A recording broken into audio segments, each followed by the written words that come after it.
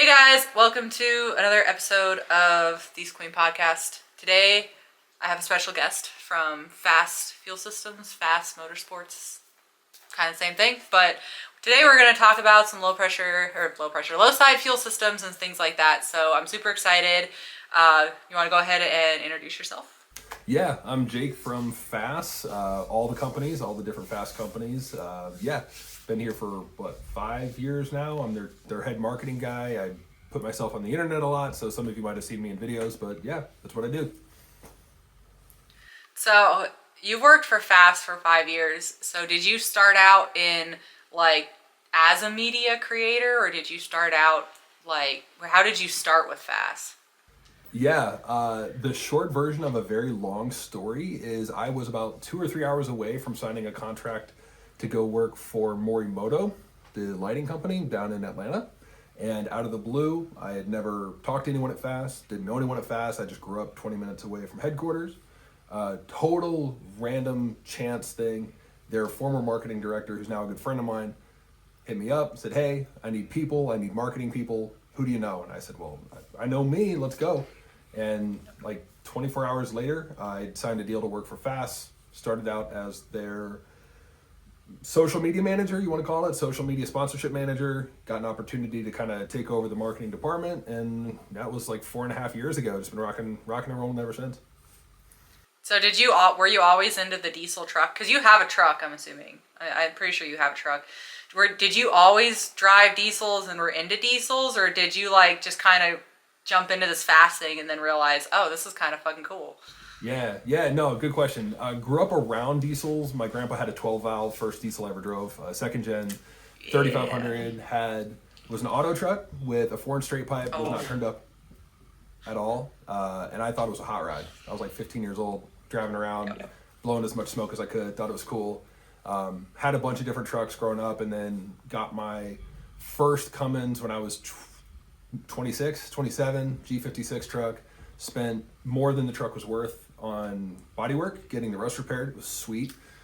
Super in debt for 2 years, and then jumped out of that and got into 4th gens, and now I'm on my 3rd year of breaking my current truck, which is a 17 Ram 2500. Nice. So do you what? I am super curious to know what you do with that truck and what you have done to that truck. Oh man, okay. So and I'm totally down for the full build list here. Okay, all right. Curious. It'll be an hour-long show, so no problem. So, bought it bone stock 3 years ago. Did a couple of the more obvious mods that we probably can't talk about, but they happen.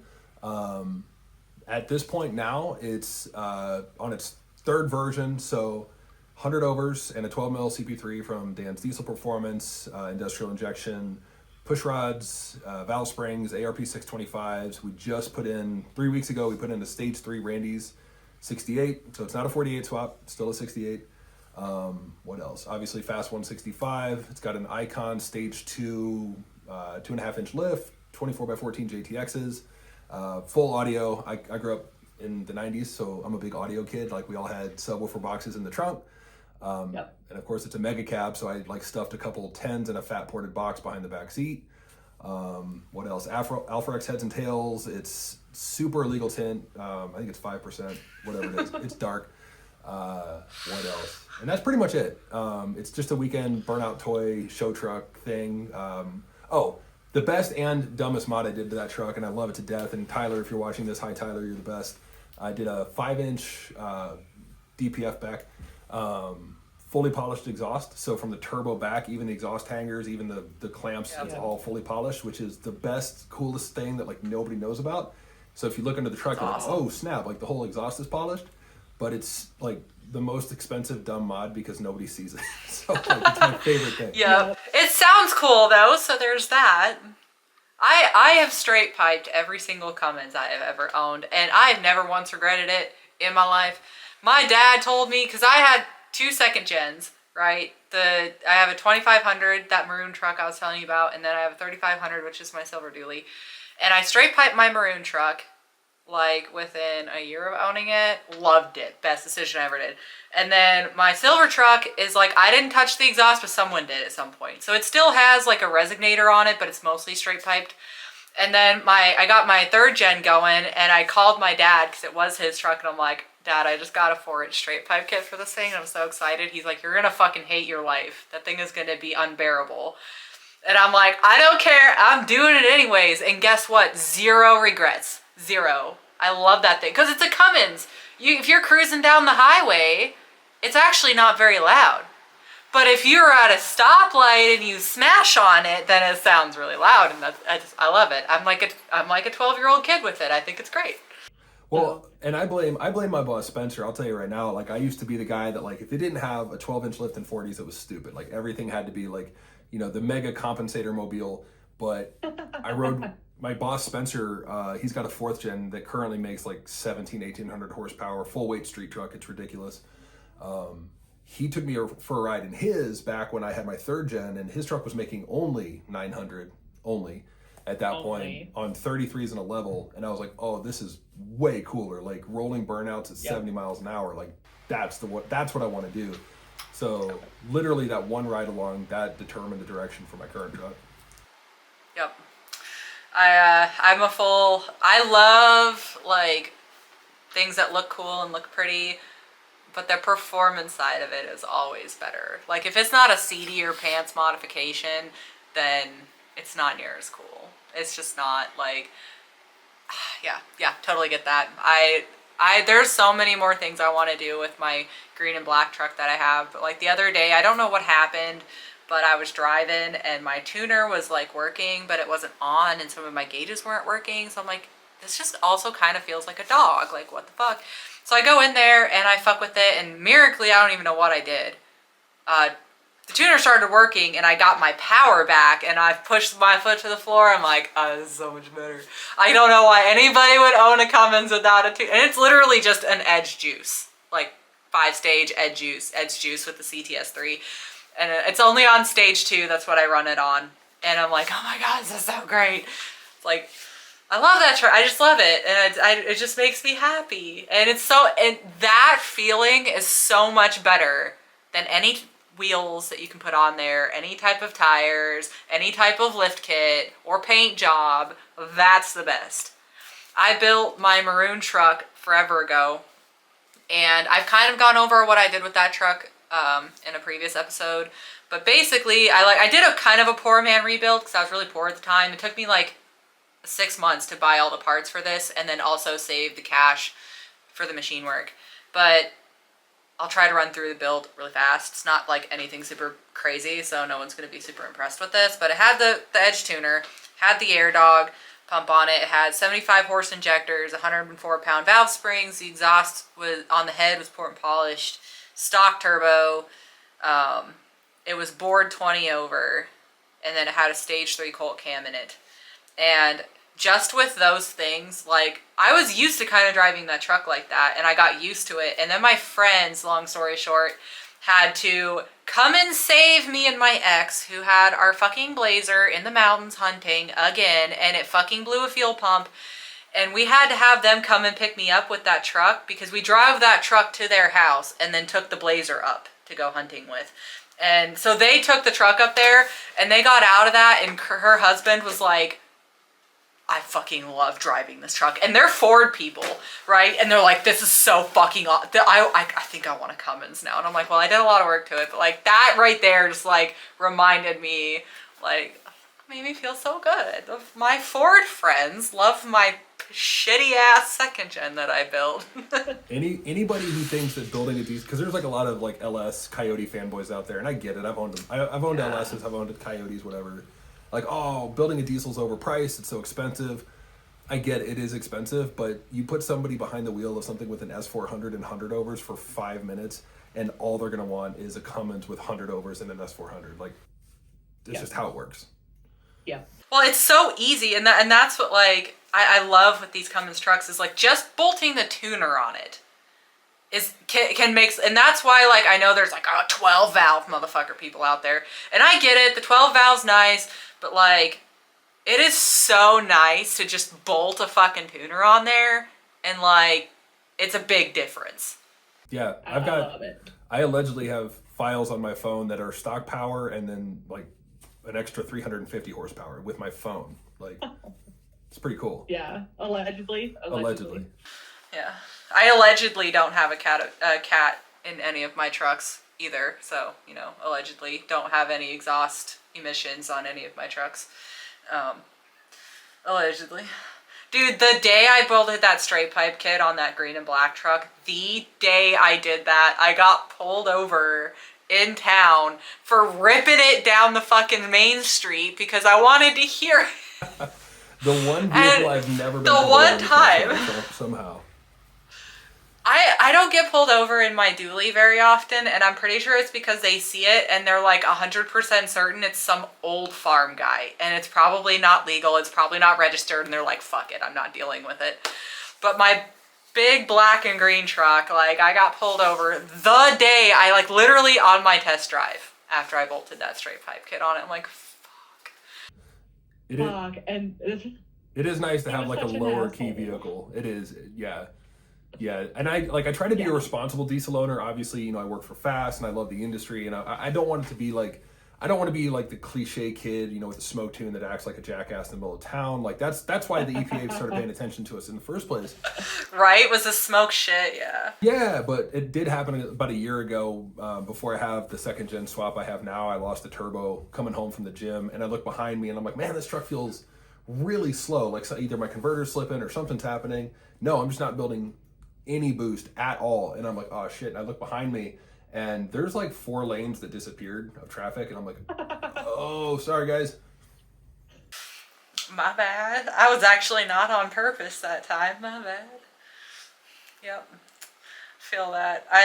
My maroon truck that I had, even with just 75 horse injectors, that thing, if you turn that tuner up to like 4 or 5 and then turn the pre-fuel up to 4 or 5, that thing would like, and I'm sitting here and I'm like, actually, like, one of my best TikToks I ever did when I first made TikTok was me doing this little skit. Now I look back at it and it's so fucking cringy, but me doing this skit of like making fun of someone doing that, and then I do it myself. I'm like, oh my god, look at that fucking, what does he think he is, 16? Come on, like, what the fuck?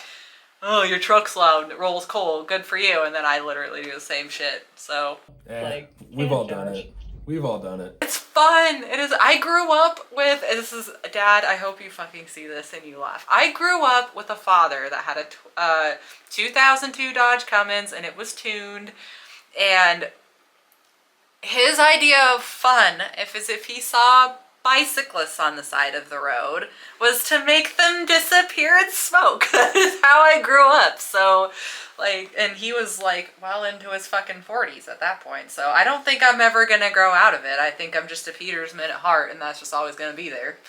But yeah, it's part of the experience. It happens. Yeah, sometimes you have to, I mean, if you build it, you may as well have fun with it sometimes, right? Do not recommend blacking out bicyclists in this day and age. Probably not a good idea. But yeah. Anyways, so getting into the original part, my original conversation topic, low pressure fuel systems. So I know specifically on Dodges, that's where my wheelhouse is. It's super important, whether you are running aftermarket components or not, specifically if you have a VP44 truck, it is super important to have that, because their stock systems just don't build enough pressure, and when they fail, it's super hard to know when they fail, or they're starting to go out and the VP44 will pull a vacuum, and that's actually what destroys VP44s. Usually, that's actually what destroys them. They're usually an effect of the low pressure fuel system, not a cause. And so I would love to hear your input on low pressure systems and why these pumps are so important. And if you have insight into other makes and models, that's awesome. If not, that's fine. I would love to hear your input coming from a company that makes them. Yeah. So I'll give you a bunch of nerdy stuff, kind of start with some of the science behind it. And a lot of the time when we give this little speech, it actually creates more questions than it does answers, but it's important to know. So obviously, for anyone that's listening that doesn't know, the factory injection system on your truck is a hydraulic system. Now, instead of hydraulic fluid, right, you have fuel. So just replace hydraulic fluid with fuel, and essentially it's all the same principles. Okay, well, why does that matter? Well, the Milwaukee School of Engineering, which is like, pretty reputable place, they know what they're doing. They put out a report years and years ago that the number one the number one cause of hydraulic system failures, remember your injection system is a hydraulic system, number one cause is contamination, okay? So how do we address that? What's the number one contaminant in the hydraulic system? Air, and that's Caterpillar saying that. Yep. Yeah. Yep. So what happens, and you already said it, vacuum can create air, does create air, which can lead to cavitation, which is micro explosions, little explosions occurring within your injection system. Little chunks of metal get sent around. Ask the CP4 guys about that. They know exactly what that's like. So to the point of a low pressure system, the positive pressure, whether it's us, whether it's a factory system, whether it's, a competitor, which like people always ask me about AirDog, and like CJ and the AirDog guys are great people. They're great. Like no bad blood. So the simple version of it is a quality low pressure system that can reliably provide pressurized fuel, preferably without air, either way, but pressurized fuel to your injection system will eliminate so many headaches. Now, once you've established that low pressure system that is feeding that positive pressure, eliminating that vacuum, which talking about vacuum, it's crazy to think that like 01 through 16 DURAMAX had no positive pressure. It was a suction feed up to the CP4 from the fuel tank, like literally drawing. Sounds like a fucking horrible idea. It's really bad. Yeah, like all of our customers see benefits. The 01 through 16 DURAMAX guys, like if anyone is going to call us and be like, oh my God, this system changed my life, it's an 01 to 16 DURAMAX guy.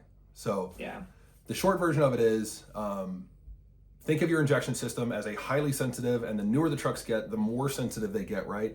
I mean, there's some old diesels you could feed with, motor oil in a bucket, and they probably wouldn't care. But as you get into these higher pressures and these tighter tolerances, as with all things from injection systems to electronics, all these new trucks are so sensitive. You start to eliminate those issues of one, vacuum, but two, the contamination. All of a sudden, and we have it in fleets, you have injection systems living 3 times longer than they used to. So that's like the elevator version of it. Yep. Well, and that's just addressing that you have stock components too. And a lot of these like low side fuel, like for those of you that don't know that like with Dodge is, I don't know if this is the same with DURAMAX, even though the low pressure side is trash, we all know that. But the filtration system, so part of the issue with that is it's an in-tank pump that goes down from the top. So it's super fucking hard to change out. You either have to drop the tank, which obviously they never fail when you're empty on fuel. They're gonna fucking fail when you have a full pump. I know that from experience. Or you have to take the bed off. And I mean, that's what I did, but my ex at the time had a service truck that we could just pick it up with the crane, which made it easy. But so they're super hard to service. They have a screen on the bottom of them that picks up contaminants. So if you have if you're working in the woods and you have contaminants and a lot of dirt and crap getting in your fuel tank, that alone could clog and cause issues. And then there's only one fuel filter in the entire fuel system, which counts as the fuel filter and the water separator, which anybody who works on heavy equipment knows that even fucking skid steers have 2 fuel filters. They have a water separator and a secondary fuel filter. So the system alone, just the base concept of the system is kind of junk. Well, and the big thing is, and it's, whether it's us or somebody else, and don't get me wrong, not all systems address air and vapor the same way, but when you look at the documentation, anyone who's that nerdy about fuel, which we are because it's our job, you look at the documentation that's okay, what is the number one contaminant? And everyone's going to say, water or debris or whatever, because those are obvious. You pick up a tank full of water, because your injectors are smoked. It's pretty obvious. But the sneaky one is air, because categorically it's a slow killer. It literally, and it is. So we know with certainty that when your fuel is sitting in your tank, you're not driving, it's a cold winter day, pick your scenario, that fuel is minimum 10% air. It's just, there's a minimum of about 10% of that volume of fuel is air trapped inside the fuel. It might not even be visible. Well, then you start to spin that fuel up. It gets agitated driving down the road, and it's circulating. Let's say you're someone who has a 290 gallon per hour pump on a stock truck. The vast majority of your fuel flow is just circulating, which is not a bad thing, but that's just spinning and agitating that fuel up. So all of a sudden, that 10% could be 30, could be 40%, which delays injection timing. Your fuel atomization sucks, and the crazy thing, and I'm getting nerdy on you, so I apologize, but the thing is like, when OEMs write a tune, or let's say you have your truck dyno, well, really the OEMs is where it applies. When the OEMs wrote the tune for your truck, they're in a test cell with a net positive suction feed coming from usually a rooftop mounted fuel tank, right? So they're creating these factory files under positive pressure with literally no chance of vacuum or really any agitation. Well, then they put that engine in the truck, and all of a sudden you go down the road with 30% air. Your injection timing's off, your atomization's off, you're blowing out injector tips. So there's all these things that happen in the real world that the OEMs don't replicate when they're building these trucks. And that's why, you get on some good air separation, you put on a secondary air separation system like we offer. We've seen DURAMAX guys gain 35 horsepower on the dyno with literally no tuning changes, just air filtration. Yeah. Well, it makes sense because the way that the diesel engines, that is designed in general, if that the better the fuel atomization, the cleaner the burn and the more horsepower you're going to get. And that would make sense that, like, obviously if air's getting in there, first of all, it's not the fuel, and second of all, it's fucking up the atomization. And that's where, like, I talked with industrial injection about this last week, is people don't understand in a high pressure common rail fuel system, if you are not atomizing correctly, that can literally turn into a water jet on your piston.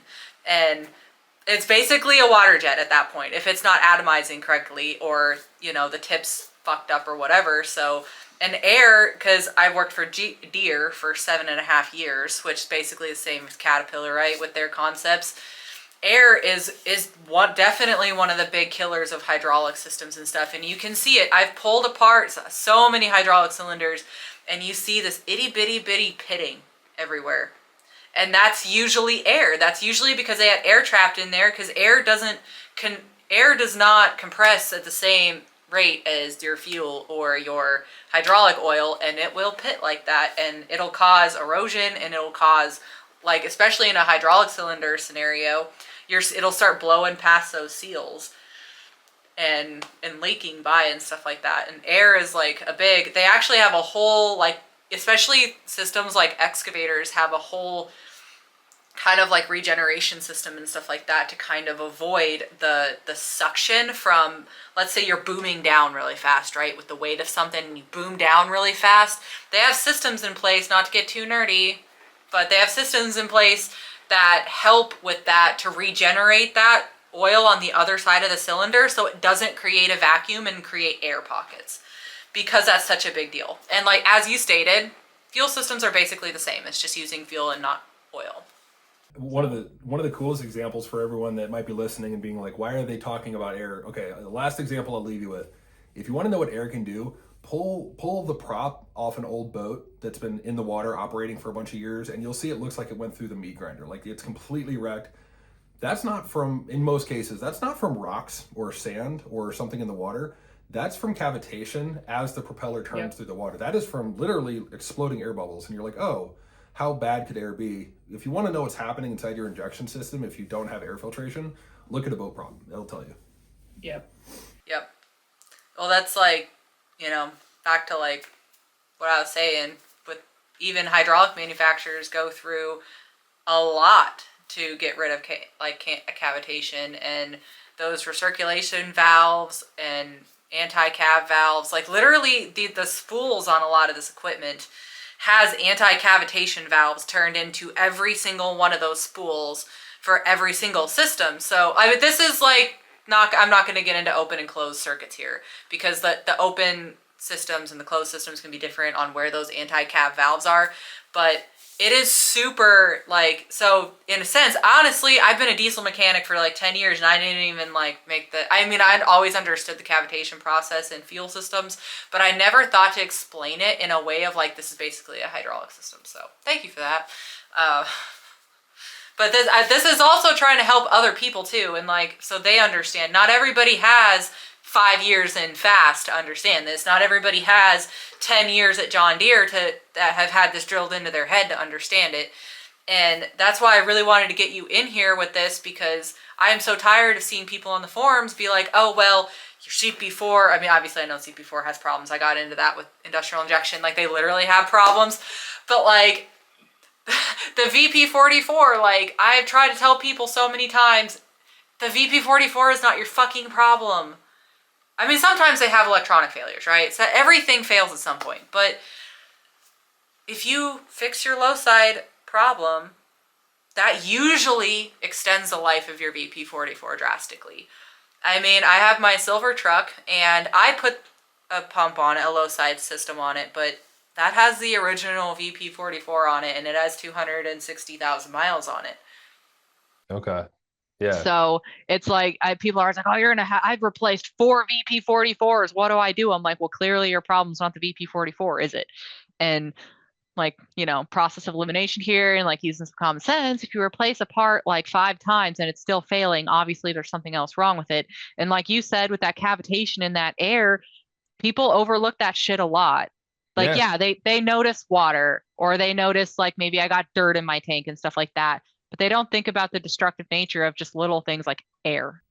Like, Yeah, it's literally it's the silent killer, which is like so cheesy to say, but it really is true. Like, you don't really realize that air is a problem until you're spending, 5 figures on an injection system replacement. So And do it- you know how, sorry, not to cut you off. You can finish. Go for it. No, ahead. you're good. You're good. Do you know how, because I've always ran air dogs, right? Mhm. Which is basically like very similar to Fass in the concept of it. But I would love to hear the nerdiness behind how you guys remove air from fuel. Yeah, so basically the way that it works is that within the T block, so we have what's called a radius cut, right? So some fuel systems, I won't name names, some of them use a T block, so you have fuel rerouting to the engine feed side, you have some fuel routing to the return line side. So the way that we route our fuel is we use what's called a performance radius cut. We named it like a really cool marketing tool. So essentially, the best thing to do to actually see it for yourself is get on our YouTube channel. Is you'll see that the return fuel is able to route in such a way that the air bubbles naturally pass through to that return fuel. And the reason we use those radius cuts is because when you use a T block, or essentially like a 90-degree angle cut, you create an eddy, like a current. Oh, That makes sense. Yeah. Within the That T actually block, makes sense. which even if you're pulling that air back into the return fuel, well, you're recreating that air and actually generating more air and vapor into your return fuel. So this is like a very not smooth way of saying it, but essentially we use performance radius cuts, a 90-degree smooth bend, to allow that air to return uninterrupted back into the fuel tank. Now, for anyone that's like, that made no sense at all, what the hell did you just say? If you see it at a show, we have these displays. They're really, really cool. So we actually have a 3D, it's a plexiglass Fass. They were like a few grand to make. They're very expensive. We do not sell them. But they actually show you in real time how that works in terms of getting your engine feed, essentially air-free. We can't say air-free because, there's always going to be... Nothing's going to be 100%. Can't be 100%. We don't want to lie. That positive feed to the engine, you're going to see that going through, which is basically undetectable in terms of air. Like, you could look at it with a microscope and it would be very difficult to detect air.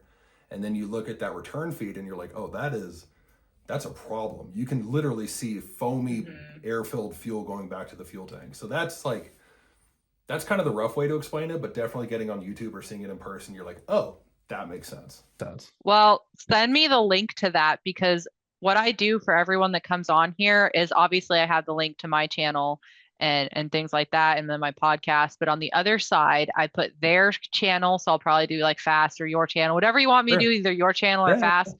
And then if you have a specific video of that, I can post that in the end screen so people can see it. And I love sharing information like that. That's actually, I never thought of that either. And that makes total sense with that makes total sense.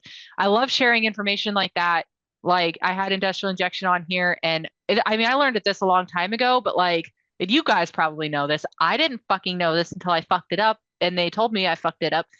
But when you buy delivery tubes, If they are chrome plated, that chrome plating actually will start chipping off inside and getting in your injector. Did you know? I did not know that. I did not know that.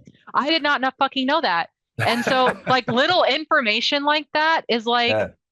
and then so just yeah, I love the little aha moments, and like that makes total sense. And actually I'm thinking about now, I'm like mentally going through the entire install of my low pressure system and wondering where my teeth I have 90-degree angles or Yeah. round ones. So, Yeah, it reminds me makes a lot of sense. of PRI. I got to meet Corey Willis, who's like just, you know, I don't know if I'm sure you've met him, but super cool guy. And I was hanging with him talking about tuning, and like I know enough. I know to make my truck faster. And I hung with him for like 4 minutes on the tuning side, and then he started talking about all these different tables and parameters, and I was like, dude, like I had no idea what you just said. Yeah. Yep. There's a reason I buy edge tuners, because I'm not smart enough to understand. If it is an OEM John Deere application, I got you. But I'm not smart enough to know what all these fucking things do. And like I learned in my last episode, like your tuner can actually destroy your engine if they don't, like if they open your injector too long.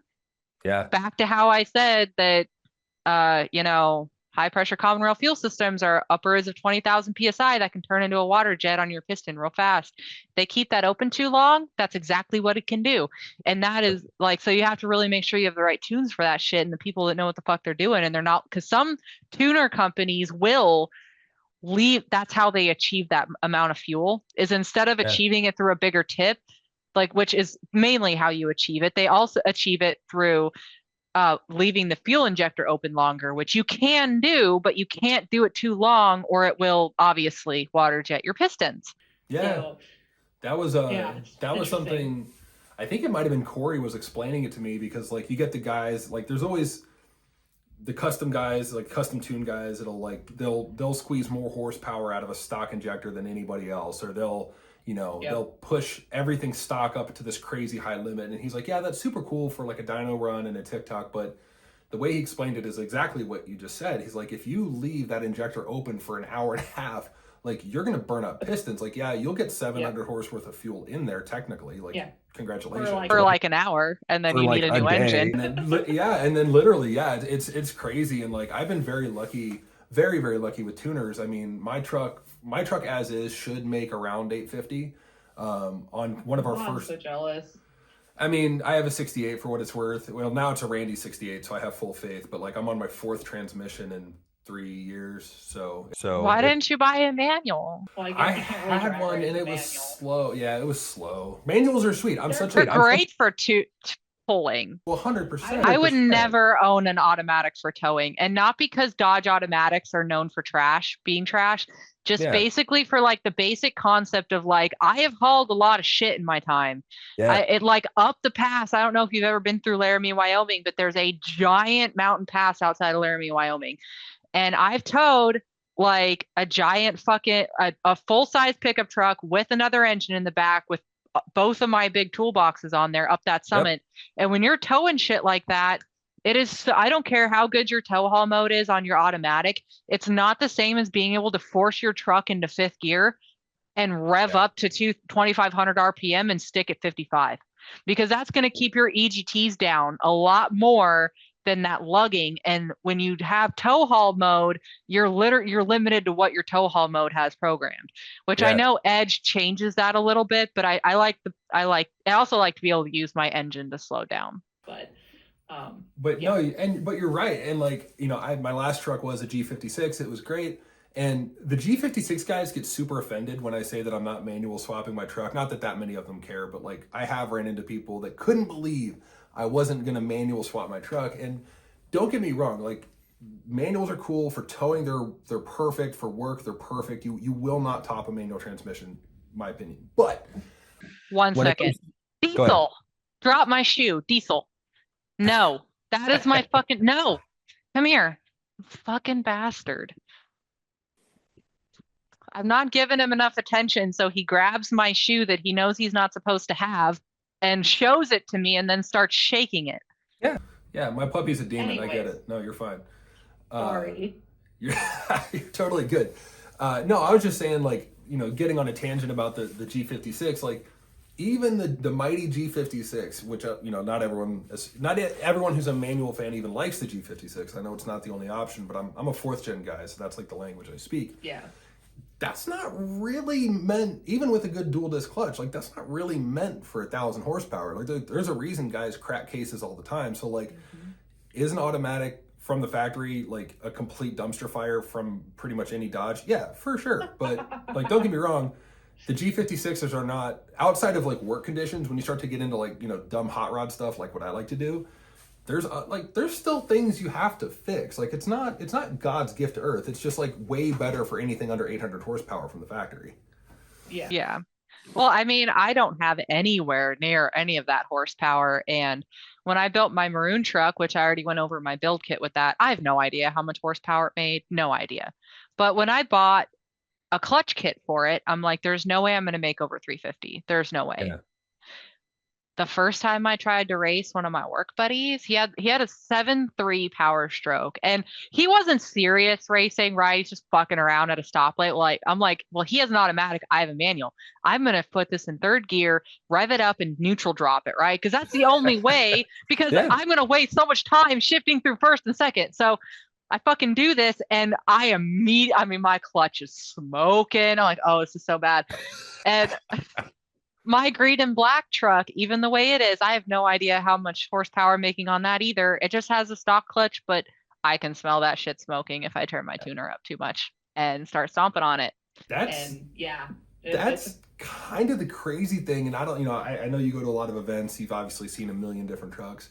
I actually don't. UCC is the Really? first event that I've ever been to that's diesel because I don't go to truck Really? shows. Yeah, I don't Okay. go to. I've been like an advocate to go to the Mile High Nationals in Colorado because I lived Yeah. there and I love Top Fuel dragsters. It's just like there's something it does to my soul.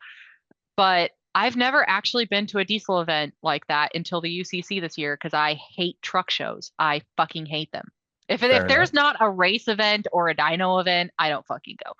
But so Fair yeah, enough. that Fair enough. I actually don't. socialized very much.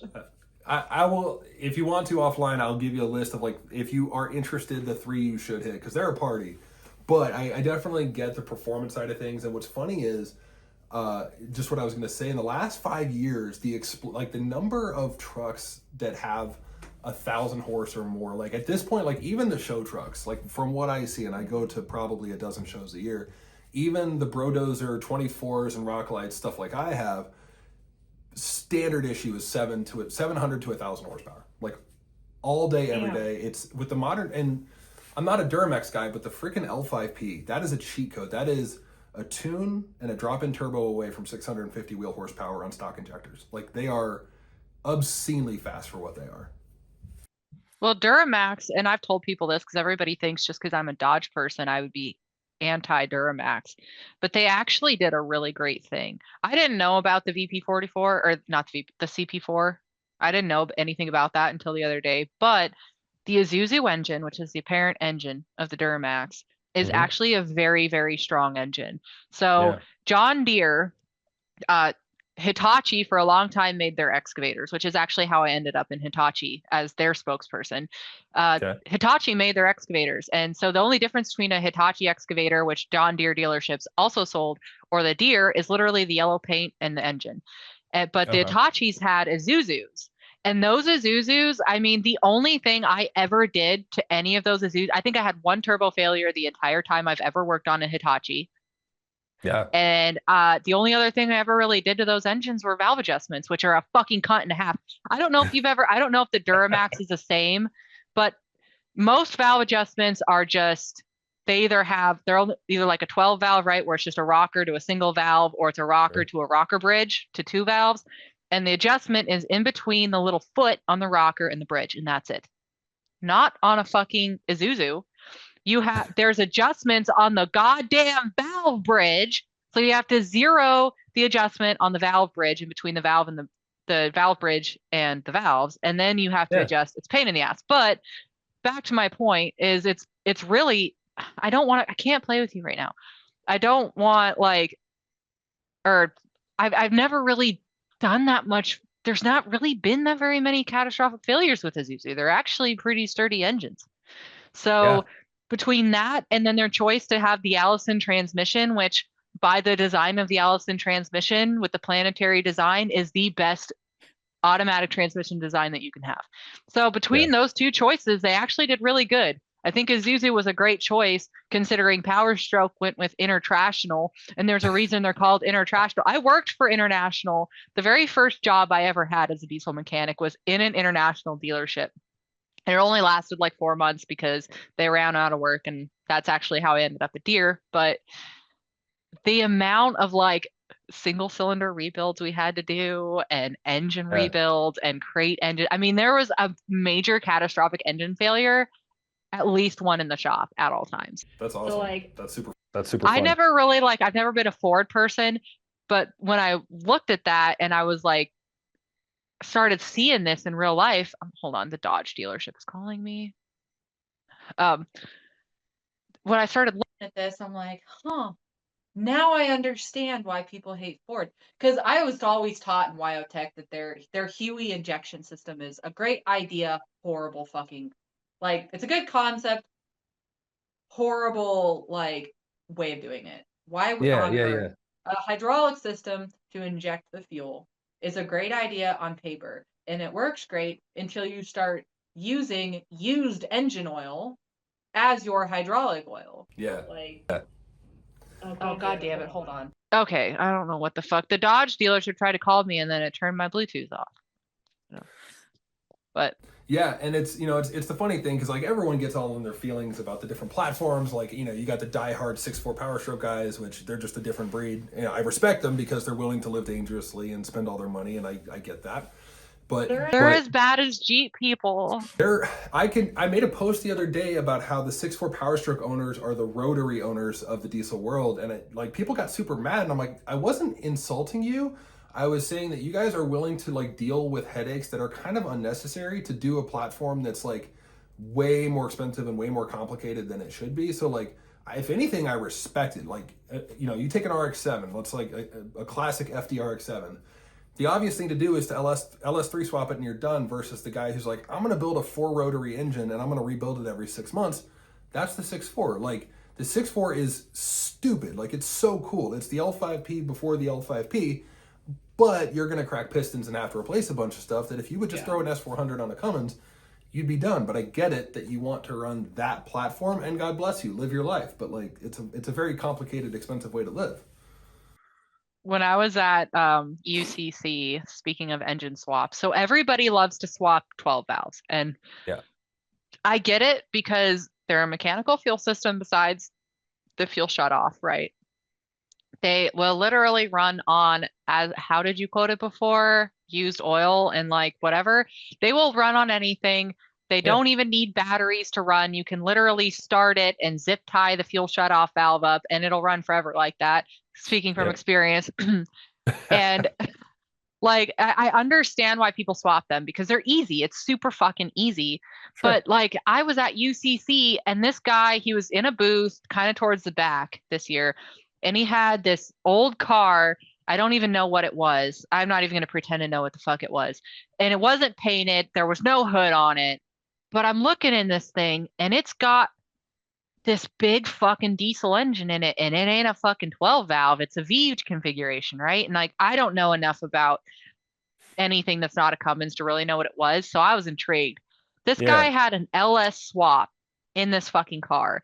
And I'm like, you know what? That is not an LS. It's fucking, oh my God. What, it's a Duramax, whatever the fucking Duramax model is called. Probably LOY or LBZ or LB7. Yeah, LBZ. Yeah, LB7, one of those two. Yeah, fuck that up. LS is not that. Yeah, fuck that up.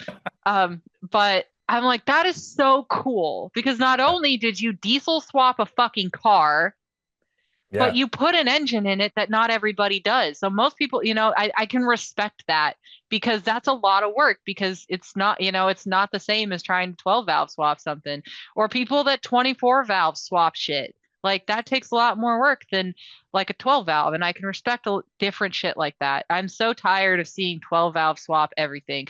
The 12 valve swappers are just as bad as the LS swappers, because the LS is the gas one, right? Yep. Yeah, that's what I was thinking of. And the LS swap the world people are just as much of a fucking cult as the 12 valve swap the world people. And it's like, although that works and that's great, why don't you do something different?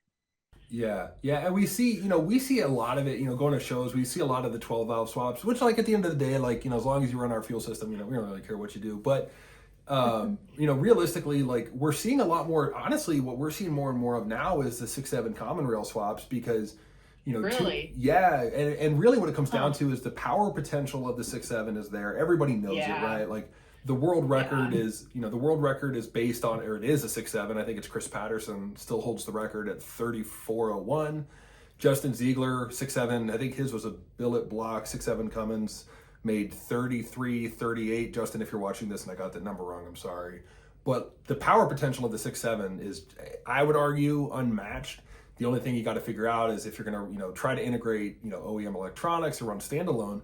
But basically, if you can put a 6.7 into something, put it into a first gen, put it into a Chevy or whatever, pick your truck, you can make, I have a buddy, John, who has, here in town, 20 minutes from me, has an '08 crew cab, short bed, F-250, had a 6.4. It blew up because that's what 6.4s do. And for less money than a replacement 6.4, he put an 800 horsepower 6.7 common rail in it, and he's been driving it every day for 5 years, I think. How the fuck did he make all the gauges work? I have no idea. That was That's always my question. Is how the fuck do you make all those gauges work? Because like the old mechanical shit's easy because you can get conversion mechanical wiring or mechanical gauge shits for pretty much anything.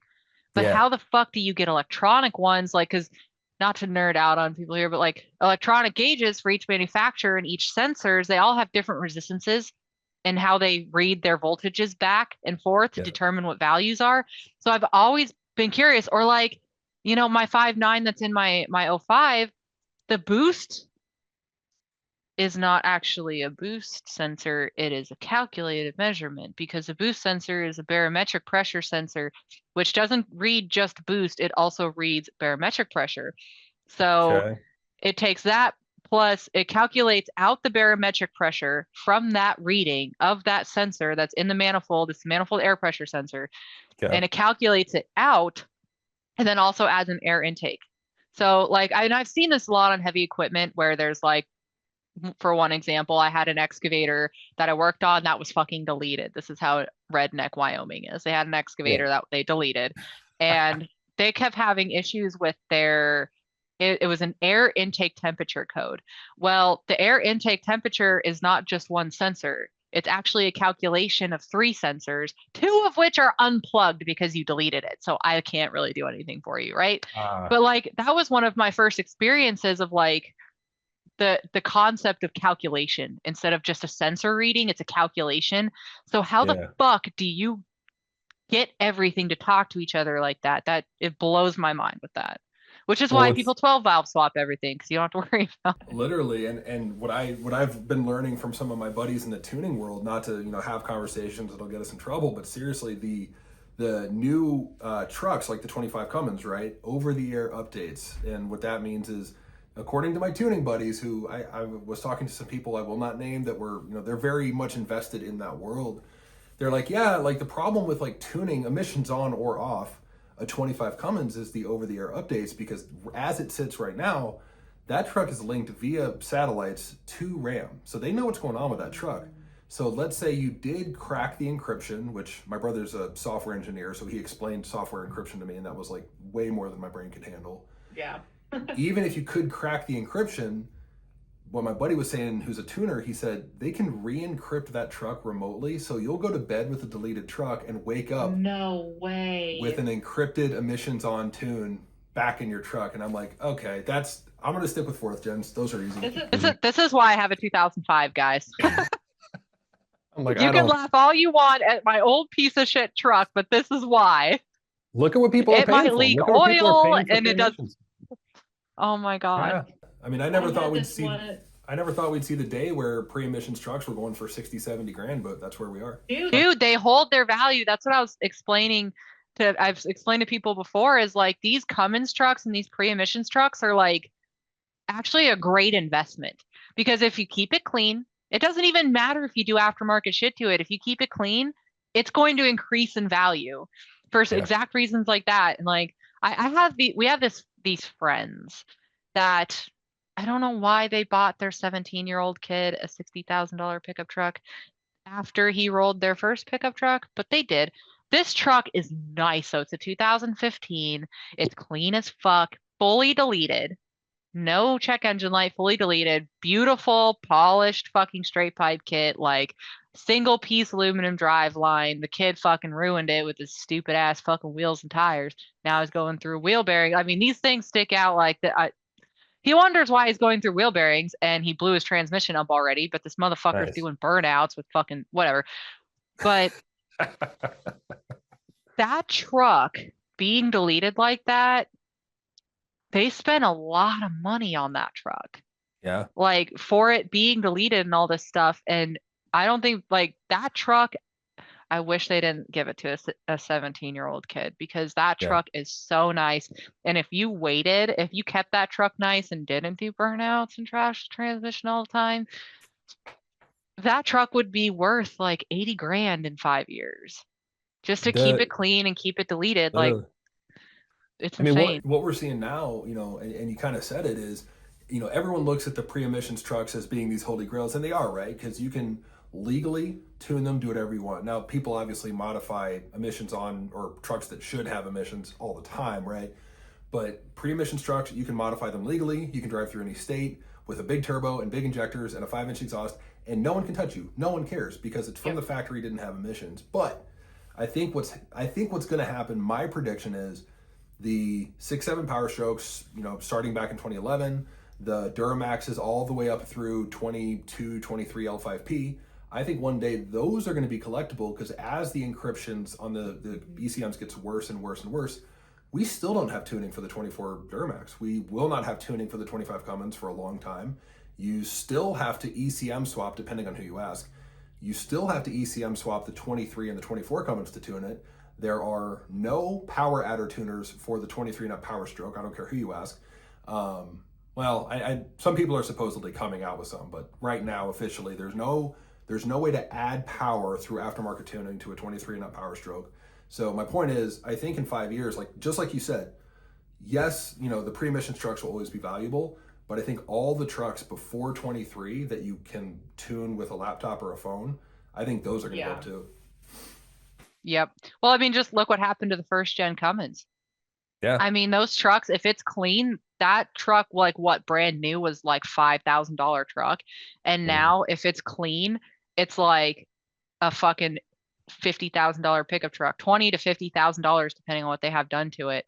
And I always have a special place in my heart for first gen Dodges.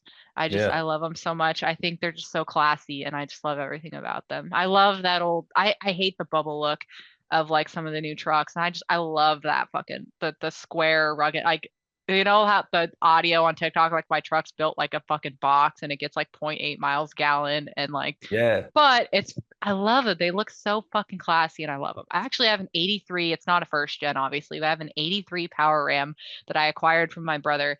And I am so excited to get into that truck. I don't know if I'm going to come and swap it yet or not, but I'm so excited because it's just got that old, like, W250 like Power Ram bench seat, right? Like brings me back to my first truck, which was a 92 V6, you know, D150. And I love it so much. But I don't know if I have a lot of skills in a lot of areas, but I don't know if my skill set is going to be able to. I really would love to completely modernize an interior. I don't know if I can do cosmetics is not my thing. I know I'm a girl and people probably look at me like, oh, she could probably do cosmetics, bro. I can't fucking draw. I can't fucking do any of this girl shit of like creative, fun, pretty things. And like every time I try, you should see the fucking disaster. My decals that I try to put on my green and black truck, they look nice from a distance, but if you get close, I fucked it up in so many places. But I'm really excited to get into that truck and make Oh it, yeah. because there's fun. It's fucking cool. That truck got like 4 miles a gallon, but it was fucking awesome. Yeah, and it's more about the journey than the end product anyway. It's all about the build. Well, I mean, until you go to a truck show and you're like, I don't belong here. Yeah, yeah. I've my current truck is the nicest it's ever been, and I still pull up to truck shows and I'm like, oh. Yep. Yep. Yeah, I went to UCC and I had industrial injection and Synergy diesel. Both asked me to put my truck in their booth, and I'm like, you don't want my truck in your booth. My Yeah. power steering is leaking all over the place. I have random wires just hanging down from the back of it to where when the trailer wiring got all ripped out. Like this is not a fucking show truck. Like I know. I really don't. Please pick somebody that has something nicer, because this is just not one of them. For whatever encouragement it's worth, I will tell you this much. I have seen more trucks on 30s and 22-inch lifts, which is totally cool, good for you. But the ones that get attention is one, they're the trucks that are connected to people, right? So people know you, you're very well known. So like for that reason alone, like people would be way more excited to see your truck. And two, what's getting a lot of attention these days is the stuff that's real and the stuff that's driven and stuff that has history. Like a great example is Matt from Bless Performance. He had, probably 4 trucks in his booth that all had 100 grand or more in them, like very nice trucks. And the only thing I saw that really built a crowd all weekend, not that his other trucks didn't, but he diesel swapped a lawnmower. And like people were obsessed with it. And it was rusty and smoky and oily and leaked everywhere. But like, Dude, that's fucking awesome. that got more attention than anything else. Like 24s and big turbos are cool, but like, if it's cool is my point. Yeah. Oh yeah. Well, and all of us that are into trucks, all of us have a soft spot for the redneck shit. And yeah, I saw someone driving around with a little fucking diesel. I think it's a diesel lawnmower, some little lawnmower thing at UCC. I saw someone driving around Yeah. with it, and I'm like, that's fucking like. So in Wyoming, we used to have tractor pulls, and part of our tractor pulls in Cheyenne is we would have lawnmower races and lawnmower poles, and it was the same thing. It was like these souped up, hopped up fucking lawnmowers. And it was so fucking fun. It was so awesome. I really hope the EPA doesn't fucking crack down on our good times, because it's fun. That's a whole loaded conversation that I got a lot of opinions about, but it's Oh, me too. it's the most legally right now, it's the most hopeful it's ever been, and also the worst enforcement it's ever been. So we'll see. Yeah, I'm very opinionated on that too. And I actually had a conversation about this with a previous guest about the future of aftermarket. Mhm. And, in my opinion, it looks kind of bleak because of the exact same things that you're telling me, that like, I didn't even know that these trucks were literally building it into them to where you couldn't do that shit. But like, what's going to happen when we're told that anything built older than 2005 is obsolete and you can no longer drive it? What happens when we have events like the Mile High National shutdown and UCC and tractor pulls and all this stuff, just because people think that is the problem? Yeah, but Taylor Swift can fly to Australia in a private jet, and it's no big deal. Right. Oh, that bitch. Yes. Yep. Totally with you on that. Like, yeah, we're worried about a bunch of rednecks at UCC with their trucks that they put their heart and soul into, but we're not going to bat an eye at celebrities driving private jets or flying private jets all the way around the world. Like, Yeah.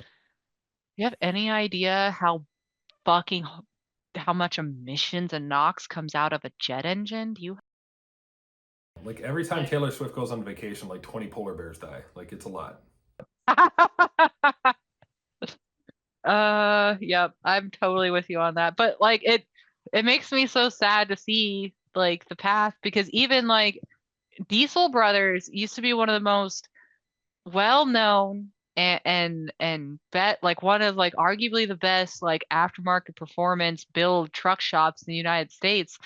Yeah. And from what I understand, part of the reason they had to stop doing that was because they got hit hard by the EPA from deleting stuff and running all this aftermarket shit. And that was right around the time that the EPA started cracking down on tuning companies and started cracking down on all these aftermarket shits. And I don't foresee that getting any better. No, and we all had hope. You know, I'll say this: we all had hope when Trump got in office. I voted for the guy. I think he's probably the most effective president we could possibly have.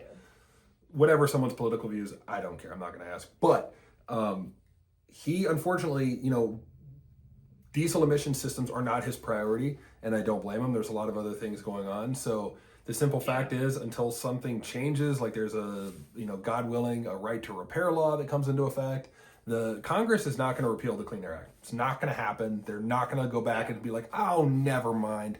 That stuff's been in place for like 50 years. They're not looking at it. So there is some hope in the sense that, like, you know, maybe one day you'll have a right to repair law, or maybe one day, you know, enforcement will back off. But like literally, the EPA was just visiting friends of friends shops last week. Like nothing has changed. So I don't know. Yep. And that's like what I was starting to get worried about, because I was talking with Cummins Cowgirl, and I'm sure you know who she is. She's one of my favorite people in the planet. I love her. She is so sweet. And she does a lot of the cosmetic part of the builds, right? The lift kits, the tires, and God, I mean, bless her soul, she did a lift kit with an IFS fucking suspension. Bless her fucking soul. I never would in my life touch that. Yeah. But I'm so worried about, because my dream was to own a John Deere dealership. I have since realized you need millions of dollars to do that. So my secondary dream was to have an engine performance shop and a truck performance building shop specifically for Cummins.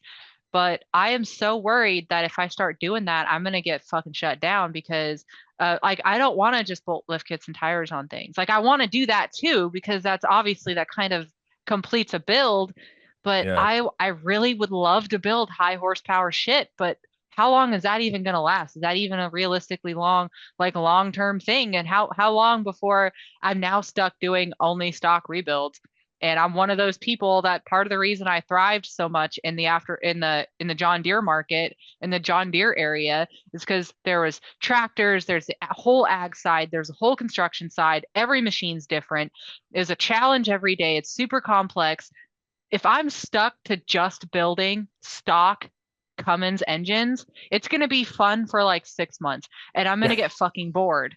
And I need that challenge, and I need that challenge with it. And I'm worried that if I start doing because I can definitely get backing from like industrial injection, right? At least being like a dealer kind of for them, like I use your parts or whatever. Sure. And I can definitely, I've built up enough mutual people and companies that would probably be willing to kind of back me on that. Yeah. But how long is that even something I'm even going to be able to do for the rest of my life with this EPA stuff? Am I going to get shut down? Am I not going to be able to do it? Is it going to become obsolete? And then I just dump my heart and soul into a business that the EPA shut down. I mean, for what it's worth, you know, what I see, you know, me not being a lawyer, for anyone that doesn't know, I'm not a lawyer. What we see on that side of things is it literally, and it's so crazy, it comes down to who visits your shop. Because like if you own, you know, CumminsPerformanceWyoming.com or whatever, like whatever your shop is, like you're gonna get a visit, like right or wrong, whether, no matter what you're doing, you're going to get a visit, right? And it just depends. So some EPA agents have pointed out doing oil changes on a deleted truck as a violation. They say you are turning wrenches on this deleted truck, we're gonna get you. At the same time, there's a lot of shops out there that they do not do deletes, and I could name a bunch of them. And I know for a fact it's not just that they say they won't do deletes; they physically won't do them. The owner will not touch a factory emission system for his life. It doesn't matter. But if you come in for some 100 overs and a 12 mil, well, that's not an emissions part, so they'll do that. And they've gotten visited, and they get the question, you know, are you removing emission systems? Nope.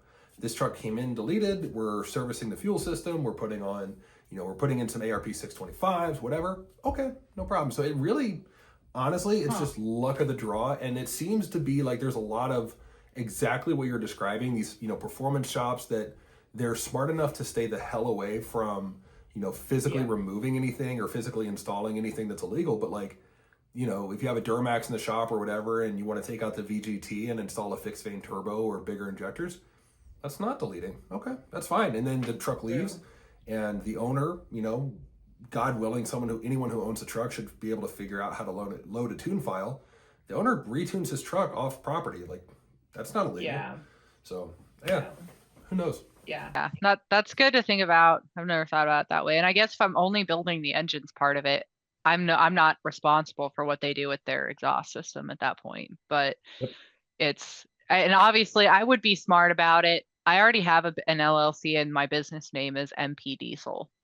And that's probably what I would leave it at is MP Diesel or Petersman Diesel because God willing, I ever get married, I want to keep that last name because that's my dad's last name. And it's just like there's a lot of pride with that. So Yeah. if I can keep that and have that in a business name, I can be smart about it and not add performance on the end of it, then maybe I'll be able to slide underneath the radar a little bit. But I don't Yeah. know.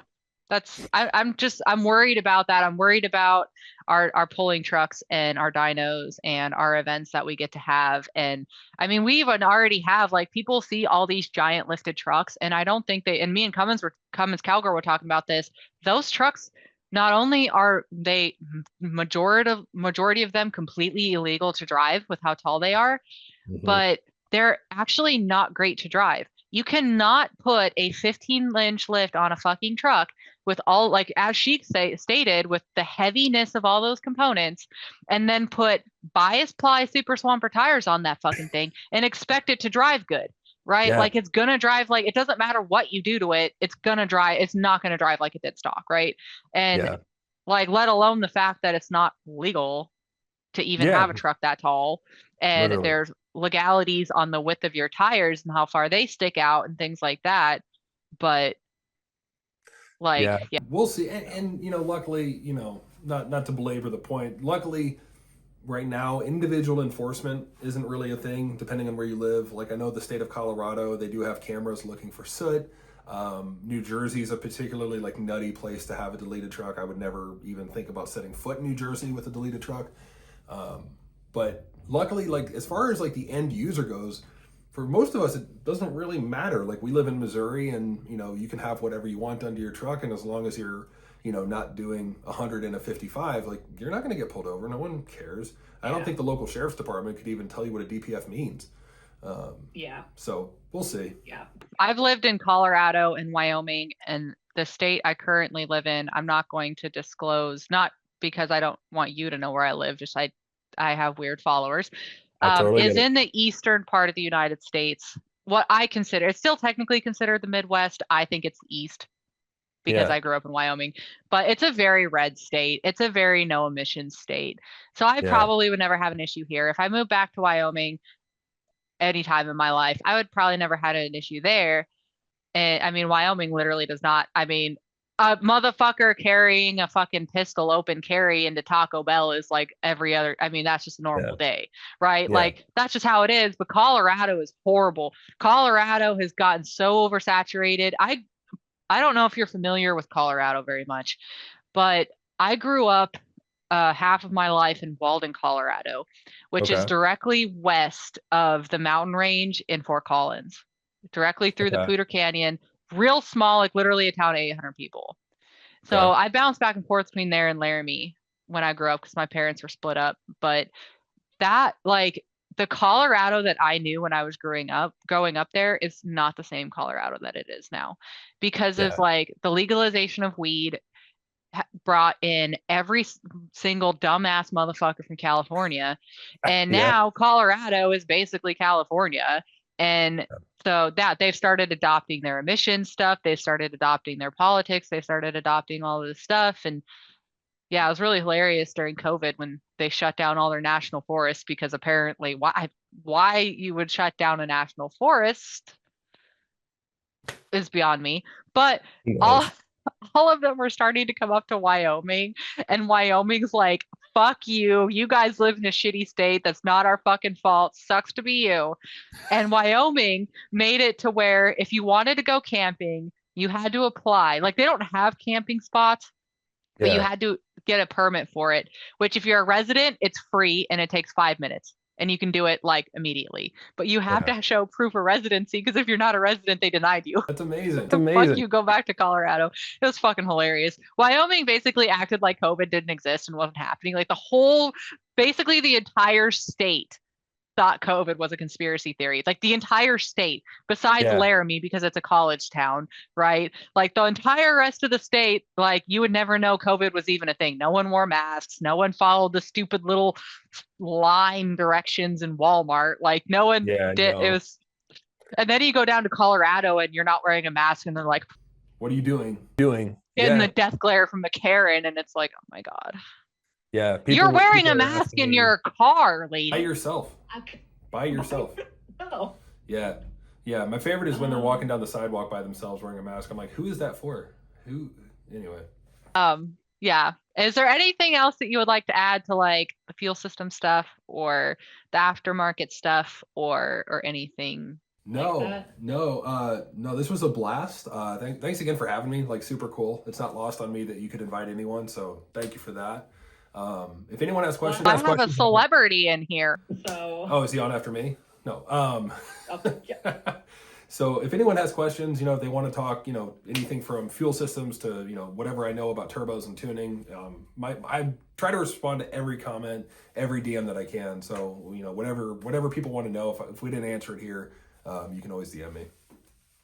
Yep. And if people have questions that would they like really want me to cover on my podcast, if I get enough of them, I'll ask you to come back on and be like, hey, these people got these questions. Let's talk about it. So like whether you contact him or me, we'll get it figured out for you. So yeah, for sure. Well, you're awesome. Thank you again. I think I've been following you since before I worked at Fass, maybe, or it's been a long time, whatever. So yeah, we've been mutuals for a really long time. I don't really on TikTok specifically. So yeah, I've like distanced myself from social media a lot like the last few years because I just can't handle it. And it's just like, I just fucking hate it. But believe it or not, people think that like, oh, she has 500,000 followers and all this stuff. She must love this. Oh, no, actually, I fucking hate people and I hate social media. There's a reason I want to live in. My dream property would be like 1,000 acres with my house in the very middle and nobody like around like ever. Yeah. That would be my dream place because I fucking hate. I avoid going into town like the fucking plague. I really just don't like socializing or social media, but I'm trying to be on here. The whole point of this podcast is to like share information and share things that like I've learned over the years and other people have learned over the years. I've learned a lot already just from the companies that I've had on here. So yeah, I appreciate your time. I know you're busy, so I really appreciate you coming on here and giving some insight into the fuel system stuff. So for sure. Well, it was fun, and hopefully I'll come on again soon, and talk more shop.